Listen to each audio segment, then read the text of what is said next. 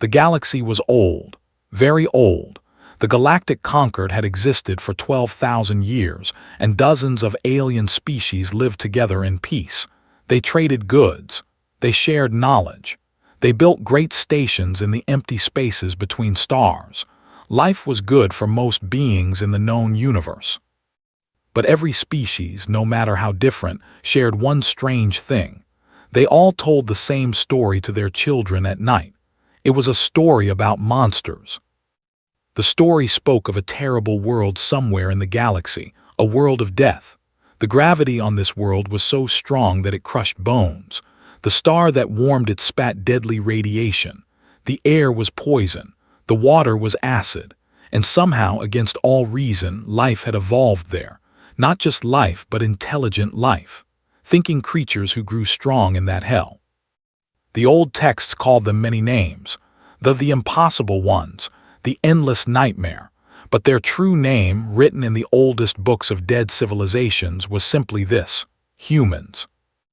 Admiral did not believe in such stories. She was a tall reptilian being with green scales and sharp yellow eyes. Her people were logical. They believed in facts, not myths. And the myth of humans was clearly just that, a myth. A scary story that ancient species made up to explain their fears. Stood on the bridge of her flagship, the Eternal Resolve, and watched the stars through the great window. She had more important things to worry about than children's tailies. The Dominion was coming. They were real monsters. They were a brutal species that lived only for conquest. Their empire had grown for thousands of years by destroying others. They burned worlds. They killed billions.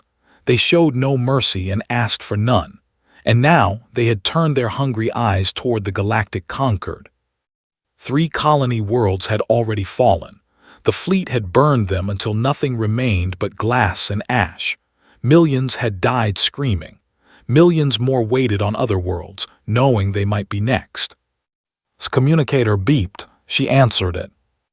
"Admiral," said a nervous voice, "the Council wants you at the summit. There is a historian who wishes to present something." Sighed. She had no time for historians. But the Council had asked, and she was a soldier who followed orders. She left her bridge and walked through the long corridors of the station called Harmony Prime. The council chamber was a great round room filled with representatives from many species. Small furry beings sat next to tall insect creatures. Beings made of crystal stood beside things that looked like floating clouds. All of them were afraid, could smell their fear. At the center of the room stood a young male. He was small for his kind, with light blue scales and nervous eyes.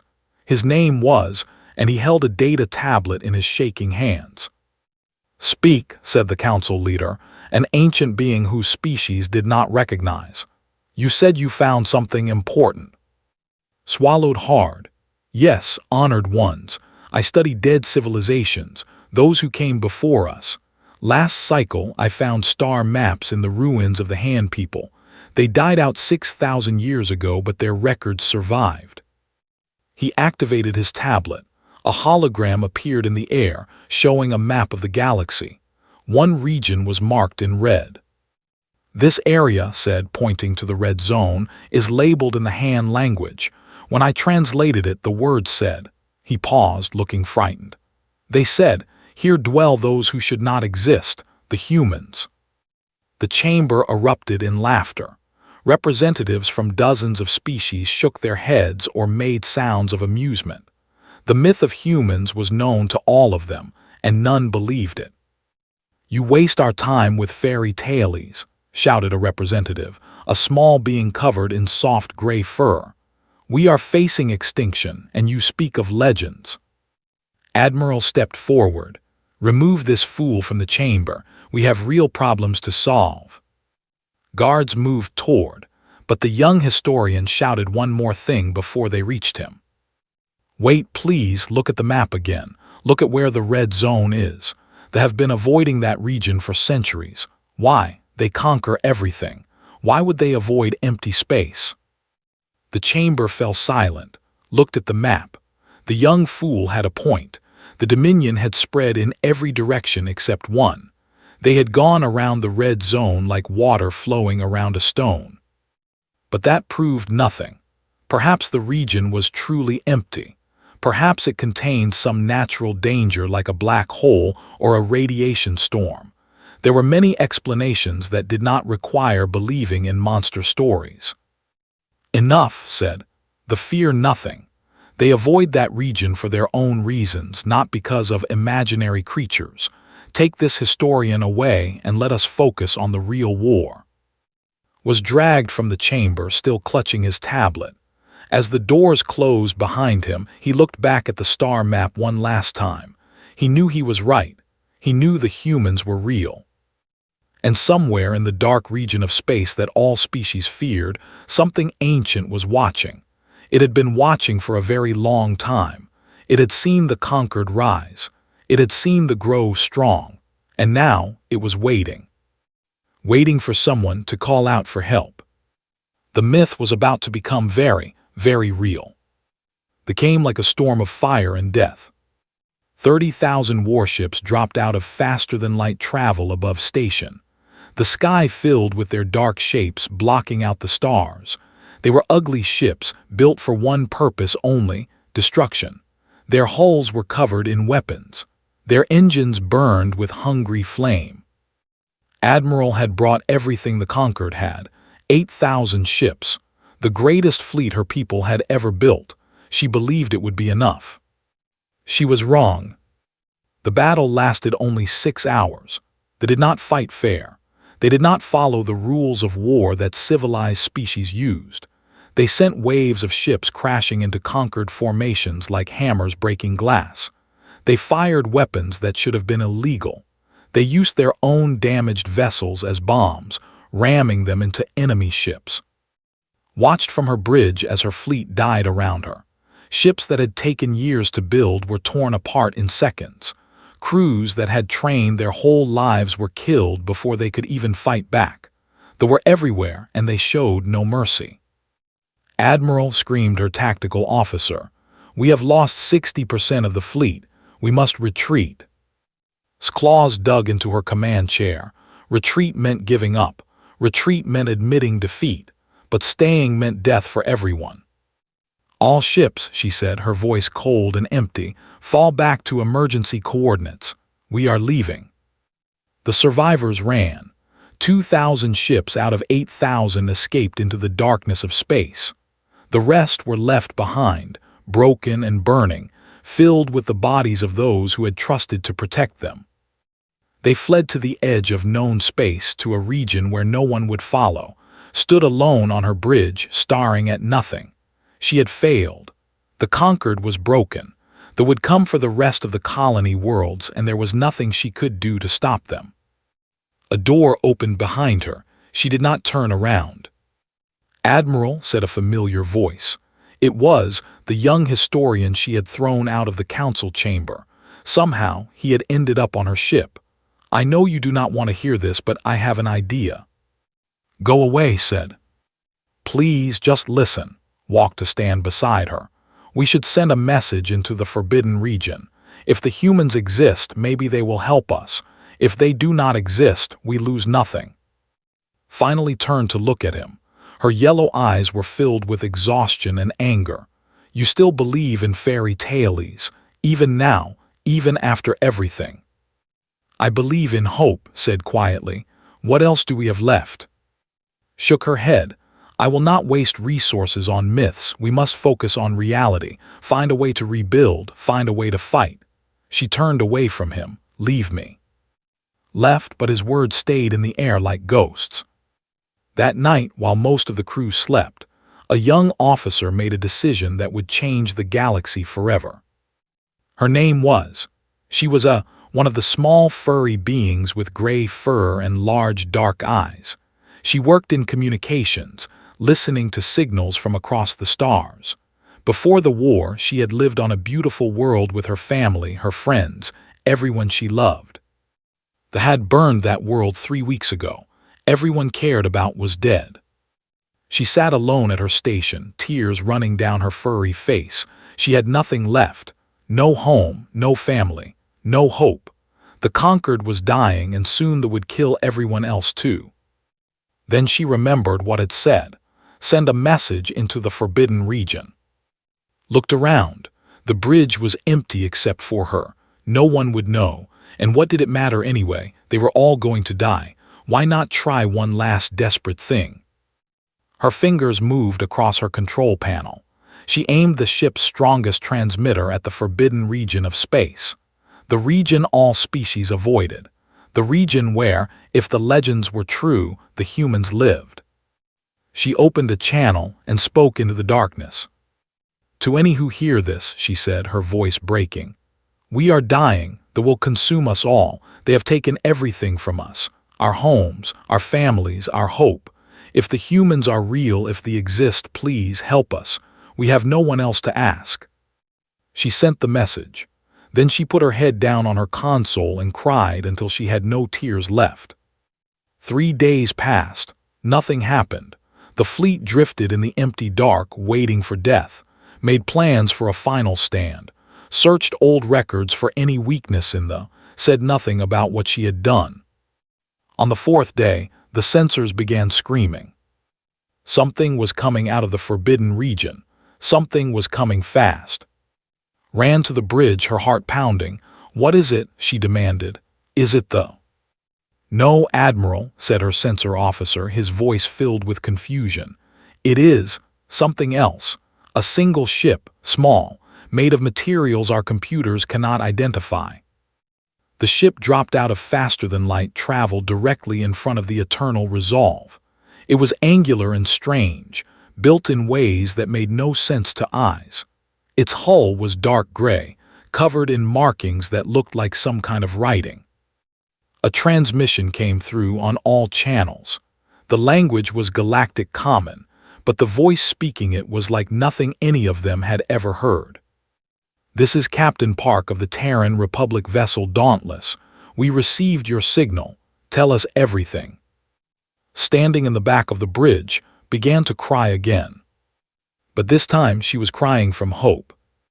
The airlock opened with a soft hiss, and the humans stepped onto the Eternal Resolve.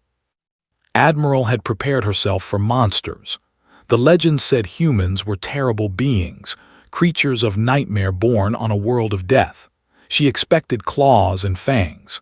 She expected something that looked like a weapon made of flesh and bone. What she got was something far more unsettling. Captain Park was shorter than her.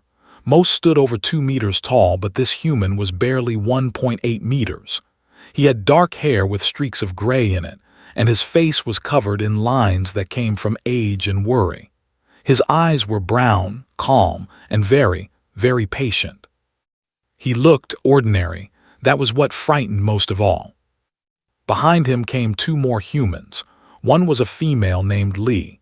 She had sharp features and moved like a hunter, every step precise and controlled. The other was a male named. He carried strange equipment that hummed with energy, and he smiled in a way that seemed friendly. Only 3 humans, and yet every crew member on the bridge had stopped breathing. Thank you for allowing us aboard, Captain Park said. His voice was soft and polite. I understand you have questions. I will answer what I can. Found her voice. What are you? We are humans, Park said simply. We are from a planet called Earth in the Sol system. We have been watching the galaxy for a long time. Watching, stepped closer to him. She was much taller, much larger, but somehow she did not feel bigger. The legends say your kind are monsters, creatures that should not exist. Park nodded slowly. Your legends are partly true. Our world is difficult. The gravity is strong. The air contains a gas called oxygen that is poison to many species. Our star produces radiation that damages living tissue. We have diseases that could kill other species in hours. And we share our world with millions of other creatures, many of which tried to eat us for most of our history. Doctor stepped forward. May I show them, Captain? Park nodded, activated a small device, and a hologram appeared in the air. It showed a blue and green planet covered in clouds. This is Earth, said. It looks beautiful, yes, but look closer. The image zoomed in, showing oceans filled with massive creatures with rows of teeth. It showed mountains that spat fire. It showed storms that could swallow cities. We evolved on this world. We survived it. We became strong because we had no choice. Commander Lee spoke for the first time. Her voice was flat and cold. Your people see us as monsters. They see us as nightmares. They tried to destroy us 400 years ago when we first discovered faster-than-light travel. They sent 100 ships to Earth to burn our world. What happened? Asked. He had pushed his way to the front of the crowd, his eyes wide with wonder. His expression did not change. We killed them all, every ship, every soldier. We took their technology and learned from it. Then we sealed our borders and watched the galaxy from the shadows. Admiral felt cold despite the warmth of her blood. You have been hiding for 400 years. Not hiding, Captain Park said. Waiting. When we first met the galaxy, everyone wanted us dead or enslaved. We were different. We were frightening. So we retreated and built our strength. We watched them grow. We watched them conquer and destroy. And we prepared. Prepared for what? Park looked at her with those calm, patient eyes. For someone to ask for help. The bridge was silent. Every alien in the room was staring at the three humans like they were ghosts made real. Struggled to understand. You have been watching us die, watching them burn our worlds, and you did nothing until now. We had no right to interfere, Park said. The galaxy did not want us. It made that very clear. We could not force ourselves upon species that feared us. But your signal changed things. He turned to look at the back of the bridge, where stood trembling. A young woman sent a message into the dark. She said her people were dying. She said she had no one else to ask. She asked if we were real and if we would help. Park smiled, a small and tired expression. My crew voted on what to do. The decision was unanimous. We could not ignore that call. His mind was racing. How many ships do you have? They have 30,000. Even if you are as strong as the legends say, you cannot match those numbers. Captain Park reached into his jacket and pulled out a small communicator. When your officer sent her message, it reached every human world in our territory, every colony, every station, every ship. They all heard her crying out for help. He pressed a button on the communicator. All Terran vessels, this is Captain Park. The Republic has authorized intervention. Execute Operation First Light. Turn to look out the great window of the bridge. At first, she saw nothing, just the same empty darkness that had surrounded them for days. Then space itself seemed to tear open. Light poured through cracks in reality. Ships began emerging from those cracks. Not one or two, not dozens, hundreds, thousands, more and more, filling the darkness like stars being born. His tactical officer made a sound that was half scream and half prayer. Admiral, I am reading. I am reading over 10,000 ships. No, more. The count keeps rising. Commander walked to stand beside at the window. You asked how many ships we have, she said softly. The answer is enough. Outside, the Terran Republic fleet continued to arrive. And arrive, and arrive. The legends had been true. They were real. And they had come to fight. Admiral had served in the conquered military for 40 years. She had seen great fleets. She had commanded thousands of ships. She had thought she understood what power looked like. She understood nothing. The Terran Republic fleet filled the darkness of space like an ocean of steel and fire. Ships of every size poured out of the glowing tiers in reality. Small fighters moved in formations so perfect they looked like single organisms. Cruisers bristled with weapons that glowed with strange energy. And behind them came the dreadnoughts. The dreadnoughts were the size of moons. His tactical officer was weeping at his station, not from fear but from something else, something like worship. Admiral, he whispered, I am reading over 15,000 vessels. The energy output of the largest ships is. The computer says it is impossible. It says there must be an error. There is no error, Commander said. She stood with her hands behind her back, watching the fleet arrive with no expression on her face. Those are our dreadnoughts. Each one carries enough firepower to crack a planet in half. Each one has a crew of over 50,000. Each one has been waiting for this moment for 300 years. Captain Park stood beside Admiral. I know this must be frightening for you, he said gently. I am sorry. We did not want to reveal ourselves this way, but they have forced our hand. Could not look away from the window. Why, she asked. Why build all of this? Why prepare for so long? Because we remember, Park said. When humanity first reached the stars, we thought we would find friends. We thought the galaxy would welcome us. Instead, we found species who wanted to enslave us, others who wanted to study us like animals, and who wanted to burn our world simply because we existed. He paused, his face becoming sad.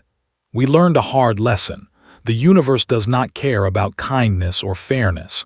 The universe respects strength, so we became strong. We built ships that could break fleets. We made weapons that could end worlds.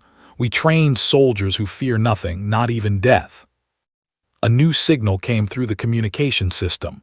A woman's voice, hard as iron. Conquered vessels, this is Admiral of the Terran Republic Dreadnought Indomitable. We are assuming tactical command of this theater. Your surviving ships will fall into support positions. Do not engage them directly. We will handle them. Your job is to evacuate civilians and provide help to the wounded. Pride wanted to argue. She was an admiral. She did not take orders from strangers. But then she looked at the readings on her tactical screen. The Indomitable alone produced more power than her entire remaining fleet combined. Fighting beside these humans would be like a child fighting beside giants. Conquered forces, said into her communicator, this is Admiral. We will follow the Terran command structure. Fall into support positions. Around her, crew members from a dozen different species stared at the human fleet with wonder and terror. Was crying silently, tears running down his blue scales. He had been right all along. The legends were true. Doctor approached a group of medics who were treating wounded soldiers. They looked up at him with frightened eyes. Do not be afraid, he said kindly. We are here to help. I have medical technology that can heal wounds your equipment cannot touch. May I assist? The lead medic, a female named, nodded slowly, knelt beside a badly injured soldier. He placed a small device against the soldier's chest. It hummed, glowed, and within seconds, the soldier's wounds began to close. Gasped, that is impossible. His organs were failing, he should have died. Human medical science is very advanced, said with a small smile. We have had a long time to learn how to save lives. Now show me your other patients. We have work to do. On the bridge, Commander was explaining human strategy to the conquered officers. They believe they are the greatest warriors in the galaxy, she said. They believe nothing can stand against their numbers. This is their weakness. They have never fought an enemy who refused to fear them. She activated a holographic display showing the positions of both fleets. Humans do not fight like other species. We do not form defensive lines and wait for attack. We do not try to minimize losses. We fight to win, whatever the cost. Whatever the cost, asked. Looked at her with cold eyes. On Earth, we have a saying, the best defense is a good offense. When they tried to destroy us 400 years ago, we did not run. We did not hide. We counterattacked so hard that they are still afraid to enter our space. They call us the endless nightmare. They tell their children that if they misbehave, the humans will come for them. She smiled, but there was no warmth in it. Tomorrow, we will remind them why. Outside the window, the human fleet had finished arriving. 15,000 ships hung in the darkness, their engines glowing like angry stars. They began to move, forming into battle groups, preparing for the attack. Captain Park put a hand on shoulder. The touch was gentle, almost fatherly. Get your people ready, he said. When we break the fleet, there will be many civilians to rescue, many wounded to heal. That is where your ships can do the most good." "And what will your ships do?" asked. Park looked out at his fleet. His face was calm, but his eyes held something ancient and terrible, the look of a predator about to hunt. "We will do what we were built to do," he said quietly. "We will end this war." The Terran Republic fleet began to move toward space. And across the galaxy, the Dominion felt something they had never felt before. Fear. The High Command received the warning 3 hours before the human fleet arrived. For 10,000 years they had been conquerors. They had burned 100 worlds. They had enslaved dozens of species. They had crushed every enemy that dared to stand against them. Fear was something they caused in others, not something they felt themselves. Until now. The Supreme Warlord, a massive creature covered in black armor and ancient scars, stared at the report on his screen. The endless nightmare had awakened. The humans were coming, and they were bringing everything they had. "Gather the fleet," the Warlord commanded. "Every ship, every warrior. We will meet them at the threshold and destroy them once and for all." 50,000 warships assembled at the place where they had crushed the conquered fleet just weeks before. It was the largest military force in galactic history. The Warlord stood on his command bridge and smiled. No enemy could survive such numbers, not even the legendary. The humans arrived at dawn. They did not slow down. They did not attempt to negotiate. They did not form defensive lines like the conquered had done. Instead, they accelerated directly into the formation, their ships screaming through space like wolves attacking a herd of prey. The Battle of the Threshold lasted 6 hours. 6 hours of fire and death. 6 hours of explosions and screaming metal. 6 hours that would be remembered for as long as the galaxy existed. They fought with everything they had. They outnumbered the humans 3-1. They had heavier armor and more experience. They believed their rage and hunger for battle made them unstoppable. They were wrong. The humans fought like nothing they had ever seen. Their pilots flew through impossible maneuvers, dancing between enemy ships like ghosts. Their gunners hit targets that should have been unhittable. Their captains made decisions faster than seemed possible, adapting to every tactic before it could work. But it was more than skill. It was something deeper, something terrifying. The humans were not afraid to die. A commander watched in horror as a human cruiser, its engines destroyed and its hull burning, accelerated toward his dreadnought instead of retreating. The human captain sent a final message before impact. "For Earth." The explosion took out half the commander's fleet. Across the battlefield, humans sacrificed themselves again and again, not from despair, but from calculation. They traded their lives to lure ships into traps. They crashed burning vessels into enemy formations. They fought with a ferocity that made them look like children playing at war. Admiral stood on the bridge of the Indomitable, watching the battle unfold.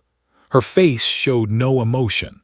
She had trained for this moment her entire life, as had her parents and their parents before them. "The center is weakening," her tactical officer reported. "They are trying to reform their lines." "Do not let them," said calmly. "All carrier groups launch fighter waves. I want their formation broken completely." Thousands of small human fighters poured into the battle. They moved in perfect coordination, cutting through defenses like knives through cloth. The larger ships tried to swat them away, but the fighters were too fast, too clever, too willing to die for victory. By the 3rd hour, they had lost 15,000 ships. By the 5th hour, they had lost 30,000. The Supreme Warlord could not believe what he was seeing. His people were supposed to be the greatest warriors in existence. They had never lost a major battle, and now they were being slaughtered by creatures from a nightmare. "Retreat," he screamed into his communicator. "All ships retreat." But it was too late. The human fleet had surrounded them. There was nowhere to run. Admiral opened a communication channel to the flagship. "Supreme Warlord," she said, her voice as cold as space itself. "This battle is over. You have two choices. Surrender and face justice for your crimes against the galaxy, or continue fighting and watch your entire species die today." The warlord roared in rage. We do not surrender. We will fight to the last ship, the last soldier, the last breath." Nodded slowly. "I hoped you would say that." She turned to her weapons officer. "Target their coordinates. Prepare the extinction protocol." The officer's hand hovered over his controls. "Admiral, the extinction protocol will destroy their entire planet. Billions will die." "I know." His voice did not waver. "They killed billions of conquered citizens without hesitation. They burned worlds for fun. They showed no mercy." She paused. "But we are not them. Give the warlord one more chance." She spoke into the communicator again. "Warlord, I have weapons aimed at weapons that will turn your entire planet into dust. Surrender now and your people will live. Refuse, and you will be the last of your kind." Silent, long, terrible silence. Then the warlord's voice, broken and small, "We surrender." The remaining ships powered down their weapons. The battle was over. 1 year later, Admiral stood on Harmony Prime, watching human and conquered ships patrol the stars together. The Dominion had been dismantled. Their slaves had been freed. Their weapons had been destroyed. They were no longer a threat to anyone. Captain Park stood beside her, older now, tired but content. "You could have conquered us all," said quietly. "Your fleet is stronger than anything in the galaxy. Why did you help us instead?" Park thought for a long moment. "Because we remember what it was like to be alone, to be afraid, to call out for help and hear nothing." He looked at her with kind eyes. "We decided long ago that if we ever heard that call, we would answer, even if it cost us everything." Lieutenant approached them, wearing a new uniform covered in medals. The young officer who had sent the desperate signal into the void had become a hero. "Captain Park," she said nervously, "I never properly thanked you for coming, for believing my message was real." Park smiled warmly. "Thank you, Lieutenant. You reminded us why we built the fleet in the first place, not to conquer, not to destroy, but to protect those who cannot protect themselves." Above them, human and alien ships drifted together through the stars. The legends had been wrong. The humans were not monsters. They were guardians. And the galaxy would never be alone again.